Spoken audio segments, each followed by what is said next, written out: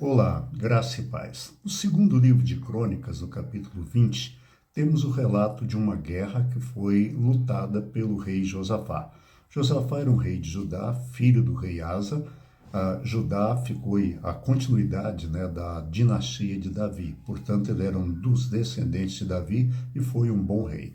Certa feita, no capítulo 20, ele é cercado, ele foi informado, e no verso 3 ele diz o seguinte: alarmado, Josafá decidiu consultar o Senhor e proclamar um jejum em todo o reino de Judá.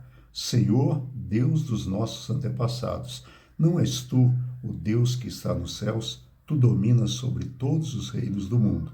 Força e poder estão em tuas mãos, e ninguém pode opor-se a ti. Não és tu o nosso Deus? E aí ele vai contar a história.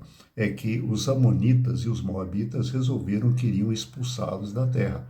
E quando quando a nação de Israel entrou na terra prometida, eles foram proibidos de expulsar da terra tanto os moabitas como os amonitas, porque eles eram descendentes de Abraão, eles eram descendentes de Ló. Por esse motivo, eles não foram expulsos. Mas chega um momento em que eles resolvem que vão atacar isso.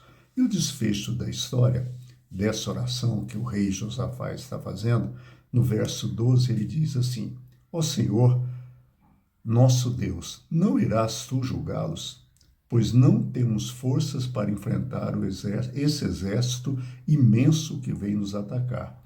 Não sabemos o que fazer, mas os nossos olhos se voltam para ti. Olha, o rei Josafá, junto com a nação, ele faz uma oração fantástica. Primeiro, ele chega diante de Deus e reconhece que o problema é muito maior do que ele. E ele fala: olha, Senhor, não temos forças para enfrentar esse exército. Quantas vezes eu e você estamos diante de problemas que nós não temos forças o suficiente para enfrentá-los? Quantas vezes, por mais humanistas que sejamos, que a gente olha para dentro e fala: eu vou resolver o problema, e você fala: eu não sei como resolver esse problema. O rei Josafá foi sincero. Ele fala: olha, esse problema é muito grande para nós. E ele diz outra coisa: não sabemos o que fazer. Gente, Josafá era muito gente, Josafá era muito humano. Como eu e você, diante de vários problemas da vida, ele simplesmente não sabia o que fazer. Primeiro, o problema era muito grande para ele. Segundo, ele não sabe o que fazer. Mas é interessante, porque ele sabe o que fazer, porque ele está falando isso para Deus. Ele fala: Senhor, esse problema é maior do que eu. Senhor, eu não sei o que fazer. Mas a coisa mais sábia, Josafá fala, por último, a terceira coisa que ele fala para Deus. E ele diz o seguinte: mas os nossos olhos se voltam para ti. Olha, o problema é grande, muito maior do que eu possa resolver. Eu não sei o que fazer, segunda coisa. Mas a terceira coisa é fantástica: os meus olhos se voltam para ti. Esse é o grande segredo que nós precisamos aprender. Tem problemas que são maiores do que nós consigamos resolvê-los. Tanto você quanto eu. Problemas grandes. E mais, diante de grandes coisas na vida, de grandes problemas na vida, geralmente nós não sabemos o que fazer.